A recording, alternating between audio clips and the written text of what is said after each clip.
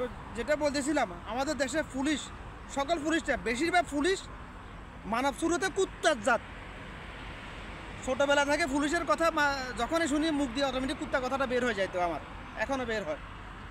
কেন পুলিশকে কেন কুত্তা বলা হয় বলতেছি, পুলিশ যেদিকে হাঁটি ওইদিকে পুলিশের, অর্থাৎ পুলিশের নিজস্ব কোনো মন মস্তিষ্ক নাই। পুলিশ হচ্ছে ফুটবল, যখন যে দল ক্ষমতা আসে যেদিকে লাথি মারে ওদিকে যায়। তাহলে পুলিশ বাহিনী কী দরকার ভাই? পুলিশ বাহিনী কী জন্য বানায়? দেশের শান্তি শৃঙ্খলা বজায় রাখার জন্য। দেশের মানুষের কোথাও কারো উপর জুলুম হলে, চুরি ডাকাতি হলে, হত্যা দর্শন হলে এগুলো দমন করার জন্য, এগুলো তদন্ত করার জন্য। তো পুলিশ কী করতেছে? পুলিশকে এগুলো করতেছে না। আমাদের দেশে পুলিশ বাহিনী হচ্ছে সরকারের গোলামি করার জন্য। যখন যে সরকার হবে সে লাথি মারে ফুটবল খেলার জন্য, হোক কত বাবা, এদিকেও মারবে ওদিকেও মারবে। এই যে ফুটবল, যে যেদিকে ইচ্ছে শুধু মারতে থাকো। আর পুলিশের একটা নেশার হলো বেশিরভাগ পুলিশের কুত্তার নেয়, যেদিকে হাঁটি ওদিকে টাকার জন্য ইমান বিক্রি করে ফেলতেছে বেশিরভাগ। যেটা বলছি, আমাদের যে পুলিশ, আমার দিনী ভাই রহিসুদ্দিন যে মারা গেছে, তার জন্য এই পুলিশ নামক এই দুই কুত্তা দায়ী। তাকে যারা মানে মিথ্যা অপবাদ দিয়ে হত্যা গণপিটুনি দিয়ে মেরে ফেলেছে, তাদেরও ফাঁসির রায় কার্য করে। এটা সরকারের উপর ইমানি দায়িত্ব। যদি সে মুসলমানের জন্ম করে, মুসলমান হইয়া থাকতো, তাহলে সে করতো। আর যে কুত্তাগুলা আমার বাইকে পানি দেয় নাই, যে দুই কুত্তা, তাদের উপরে ফাঁসি রায় কার্য করা, তাদেরকে ফাঁসি দেওয়া, এটা আমার আল্লাহর বিধান। এটা যারা সরকারে বর্তমানে ক্ষমতা আছে তাদের উপর ইমানি দায়িত্ব। যদি তারা মুসলমান হইতো, তারা তো মুসলমান না, এই জন্য তাদের ইমান আর কোথায়? ইমানি কথা, ইমানের কোরআন হাদিসের কথা বলে তো তাদের লাভ নাই।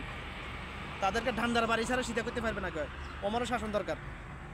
চেষ্টা করতেছি, যদি আল্লাহ চায় ইনশাআল্লাহ কোনো এক সময় বাংলাদেশে ওমরের শাসন কায়েম করে ছাড়বো ইনশাআল্লাহ। আশা তো এটাই আছে আল্লাহ পাকের কাছে চাইতেছি। আল্লাহ যদি আল্লাহ চায়, তাহলে এই কুত্তাগুলা কেন এই কুত্তা, দুই কুত্তা মামলার আসামি, এই কুত্তা যদি আমার দিনী ভাই রহিসুদ্দিনের সামনে যদি পানি নিয়ে না যাইতো, তাহলে সে মারা যাইতো না। তো পানির পিপাসায় সে মারা যাইতো না, কারণ তার মুখের সামনে যখন তাকে পানি দিয়ে দেওয়া হয় নাই, তার ব্রেন এটা অ্যাকসেপ্ট করতে পারে নাই, আর সহ্য করতে পারে নাই। পানির তৃষ্ণায় মানুষ মারা যায় না, এত দ্রুত মারা যায় না। তো তার ব্রেন যখন এটা অ্যাকসেপ্ট করতে পারে না, তখন তার ব্রেন মারা গেছে। ব্রেন মারা গেছে মানে মানুষ মারা গেছে। কথাটা সায়েন্টিফিকলি এটা যারা ডাক্তার তারা বুঝবে, যারা সায়েন্সের ছাত্র, যারা মানে সায়েন্স নিয়ে গবেষণা করে তারা বুঝবে কথাটা। সে পানি পিপাসায় মারা যাইতো না, যদি তাকে পানি দেখানো না হয়তো সে মারা যাইতো না। তো